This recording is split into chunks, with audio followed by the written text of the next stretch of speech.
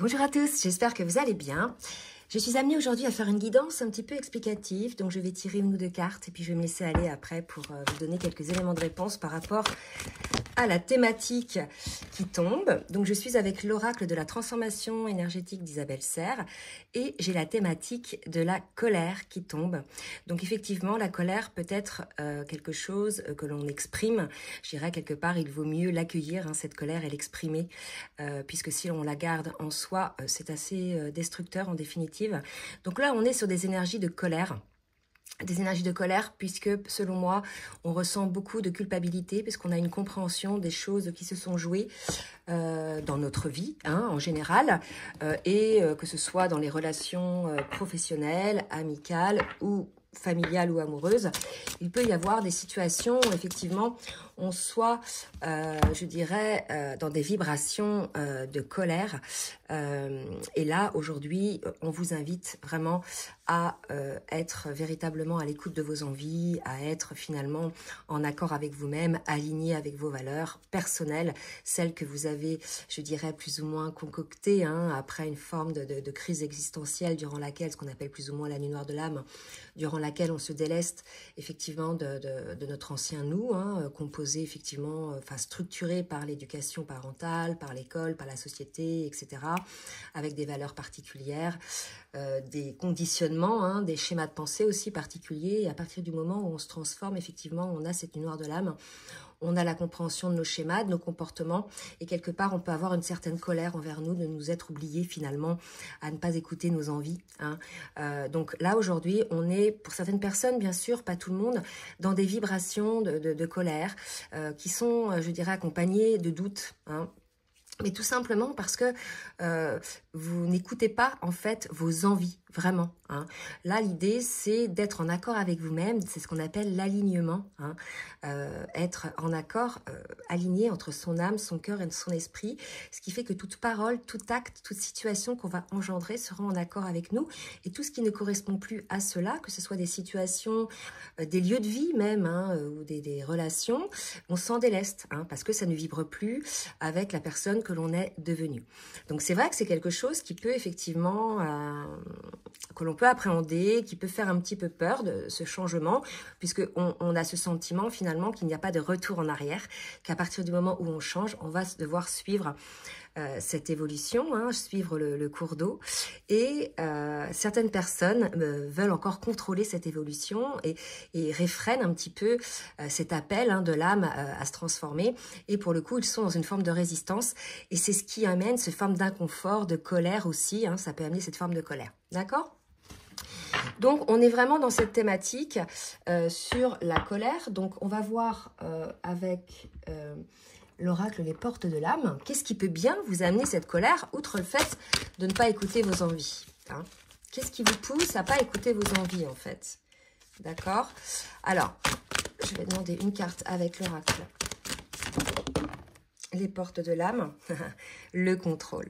Voilà. Mais vous voyez, on en est là. Donc le contrôle, si vous voulez, et au début, on pense qu'on se protège avec notre contrôle, parce qu'on se met déjà une carapace physiquement, on le voit, physiquement, les gens qui sont dans le contrôle, et on se met aussi une carapace émotionnelle, relationnelle, et pour le coup, on est dans le fake, d'accord? On montre que ce qu'on veut montrer, on n'est pas dans l'authenticité, etc. Donc le contrôle, en fait, c'est quelque chose qu'on pense qu'il va nous sauver au départ, qui va nous protéger, qui va nous permettre de rester dans notre zone de confort, mais en définitive, on voit bien, puisqu'on est dans le contrôle, on n'est pas à l'écoute finalement de notre cœur, de nos envies, de l'élan de notre âme, et finalement, on est dans une forme d'inconfort et on est en colère, d'accord? C'est pas la colère spécialement contre quelqu'un, c'est la colère envers soi-même, on comprend pas pourquoi. Vous voyez, la personne là est là, elle a les mêmes un petit peu agissements, je contrôle. Vous voyez, la colère, c'est vraiment, voilà. Et finalement, je suis en colère puisque aussi je m'aperçois que ce contrôle ne m'amène que de l'inconfort. D'accord? C'est vraiment quelque chose qu'il faut comprendre et qui entraîne en plus par la suite une forme de sabotage de soi-même, puisqu'on n'est plus nous-mêmes, on joue un rôle et en définitive, j'ai presque envie de dire qu'on marche à côté de nos pompes en fait. Donc là, on vous invite à la projection par rapport à à vous pourquoi cette situation fait que vous réagissez par le contrôle, d'accord? Pourquoi, effectivement, qu'est-ce que ça réveille, qu'est-ce que ça vient gratter là, hein, cette projection. Donc on va aller voir, toujours avec le même oracle, les portes de l'âme. Pas les portes de l'âme, la transformation énergétique. Alors, ok. D'accord, regardez. Donc, cela nécessite en fait une transformation énergétique, d'accord? Là, on a une personne, souvent, quand on est dans le contrôle, c'est qu'on est en dépendance, d'accord? On est en dépendance de la vie des autres. On veut avoir ou donner une image correcte, concrète, qui nous semble être concrète et correcte pour pouvoir être acceptée par le plus grand nombre. Et quelque part, ça, c'est une dépendance, d'accord? C'est une dépendance affective, de vouloir plaire aux gens, de vouloir que absolument les gens nous aiment ou de vouloir être apprécié, on dépend finalement, on est sous l'emprise de l'approbation d'une autre personne ou de d'autres personnes ou d'un patron ou de quelqu'un de la famille ou d'un ami ou autre, d'accord? Donc vraiment, c'est ça en fait. L'origine de ce contrôle, visiblement, serait, en tout cas pour cette situation-là, hein, ça va pas parler à tout le monde bien évidemment, l'origine de ce contrôle serait donc la dépendance affective, hein, de cette personne. Donc cette dépendance affective, bien sûr, elle révèle une blessure de l'âme, hein, bien souvent, c'est l'abandon. D'accord? La blessure de l'abandon. Donc, pour ne pas être abandonné, je préfère moi-même ne pas m'investir, abandonner quelque part une opportunité de pouvoir vivre quelque chose de bien. Au cas où je serais abandonnée par la suite, je préfère tout de suite ne pas être dans le contrôle. D'accord? C'est vraiment quelque chose là... c'est un schéma, hein, d'accord? Donc là, on vous dit que ce sont des habitudes nocives. Et pour le coup, comme je dépends, cette dépendance affective, elle n'est pas toujours, hein, je dirais, nourrie, entre guillemets. Je n'obtiens pas toujours ce que je veux, etc. Ce contrôle ne me satisfait pas toujours, donc je suis dans une forme de colère, donc je tombe dans une forme de destruction, d'accord? Des habitudes nocives, hein. Donc je peux me laisser aller par exemple à des substances ou alors me mettre à fond dans le travail, me mettre à fond dans le sport, voilà. Donc là c'est des habitudes nocives, hein. Ça peut être aussi avoir une vie de patachon, mal dormir, mal manger, voilà, avoir une vie ou des relations même toxiques, etc. D'accord? Donc voilà un petit peu, hein, parce que j'avais la carte avec ça, de la malveillance qui est tombée. Donc là, vraiment, ces habitudes de vie nocives, c'est peut-être aussi vos schémas de pensée, hein, pensée sabotrice, hein, où vous vous auto-persuadez finalement que la situation, elle est réelle, alors qu'en fait, vous avez fait en boucle une auto-persuasion et en définitive, vous vous dites que c'est la vérité. Et là, si vous voulez, c'est quelque chose, voilà, c'est pas bon pour vous, ça, d'accord? Je pense que c'est plus dans les pensées, là. Bon, ça peut être aussi dans des habitudes, hein. Donc, on va voir maintenant un petit peu quelles sont les sources des possibilités pour pouvoir enfin sortir de ça, de cette colère, de cette dépendance affective, de ce contrôle en définitive. Et on vous dit encore, voilà, de modifier votre angle de vue, hein, pour élargir la vision des choses, d'accord? Donc, c'est vraiment ça, en fait. Vous devez changer vos lunettes. Vous aviez peut-être des lunettes qui n'étaient plus à votre vue, hein, puisque vous êtes transformé, vous êtes changé, vous voyez les choses différemment. On l'a vu, hein, après la nuit noire de l'âme. Donc aujourd'hui, bah voilà, votre vue, elle a changé, donc il faut voir les choses différemment.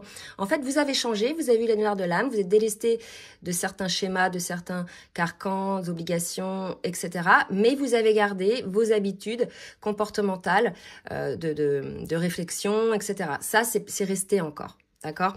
Donc là, vraiment, on vous dit de modifier votre angle de vue. Voilà, encore pour une projection, ça fait quand même 2 fois que j'ai la carte de la projection, d'accord? Donc, je pense que là, pour vous sortir de ce contrôle, c'est que vous changiez votre manière de vous projeter, hein. Vraiment, là, c'est ça. Peut-être vous trompez dans cette projection, vous vous auto-persuadez de certaines choses. Et même, j'ai envie de vous dire, ne vous projetez pas. Hein, puisque de toute façon, la seule chose que vous puissiez maîtriser, votre libre arbitre, c'est votre action. Donc, vous pouvez vous projeter, vous, dans l'action, vous dire, je vais agir, mais n'anticipez pas une destination ou autre, parce que c'est le chemin qui va déterminer finalement cette destination, d'accord? C'est chaque étape du chemin qui est importante, hein. Vous savez que vous voulez aller dans une ligne directrice, bien évidemment, mais après, voilà, ne soyez pas trop figé, hein, avec des choses bien carrées, parce que ça peut devenir un rond. d'accord, cette projection. Il faut que le rond rentre dans le carré. Je ne sais pas si vous voyez l'image un petit peu avec le... Je crois que c'est le taoïsme. Voilà. Donc là, il y a vraiment un problème de projection qui fait que vous anticipez tout de suite le pire, le malheur, les choses comme ça. Donc, vous vous bloquez au cas où ça fonctionnerait mal. Vous préférez ne pas tenter, finalement, de vous projeter puisque vous imaginez une projection plutôt sombre. D'accord? Allez, on va voir maintenant comment ça va évoluer tout ça. Je vais prendre l'oracle des miroirs. Alors, non, 4 cartes, c'est trop. Alors, ok, celle-ci, elle a sauté, pouf, le miroir magnétique, d'accord? Donc, le miroir magnétique, c'est une carte assez puissante. J'essaie de retrouver le petit papier pour vous lire exactement la carte, si je trouve, bien évidemment. Je crois que c'est la dernière. J'ai miroir magnétique et le miroir magique. Donc, le miroir magnétique, c'est la première carte. D'accord? Donc, cette carte représente... Donc, c'est la première carte du jeu de l'oracle des miroirs. Donc, cette carte représente le consultant, si c'est un homme. La consultante, si c'est une femme. Vous pourrez y entreposer un objet, une photo, si cela concerne donc une tierce personne. Là, si vous voulez, ça vous concerne peut-être vous, les personnes qui regardez aujourd'hui. En tout cas, peut-être que vous ne vous rendez pas compte, que vous avez peut-être une colère au fond de vous, sous-jacente, que vous avez peut-être étouffée et qui, en définitive, est liée à cette projection, d'accord? Donc, la projection, c'est l'attente. Hein. Donc, ne soyez pas dans l'attente, construisez petit à petit votre chemin. C'est vraiment ça qui est important. Donc, on va voir une autre carte. Non, trop de cartes. Alors, on parle de rêve. Vous voyez, projeter une ligne directrice, en fait, d'accord? Et peut-être aussi que vous avez des conseils ou des, comment dirais-je, des messages dans vos rêves. C'est tout à fait possible aussi. Hein.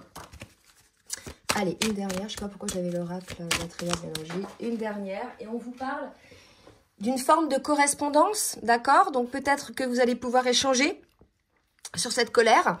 Alors, une correspondance, peut-être avec une personne amie, ou bien une personne avec qui peut vous aider, ou bien peut-être une personne avec qui vous êtes en relation amoureuse, d'accord, et qui va vous permettre, en fait, d'évoluer. Donc ça peut être tout à fait aussi la correspondance, une aide extérieure qui vient, hein, ou que vous allez chercher pour pouvoir évoluer. D'accord?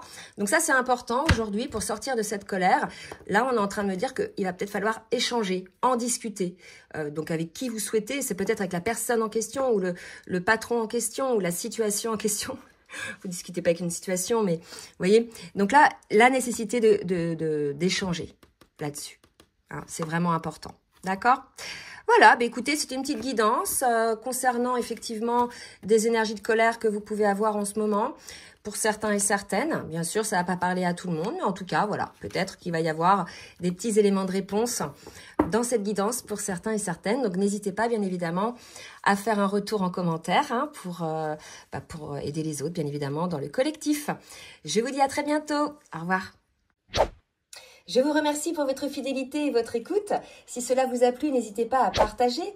Et je vous demande de bien vouloir également liker pour le juste équilibre entre le donner et le recevoir.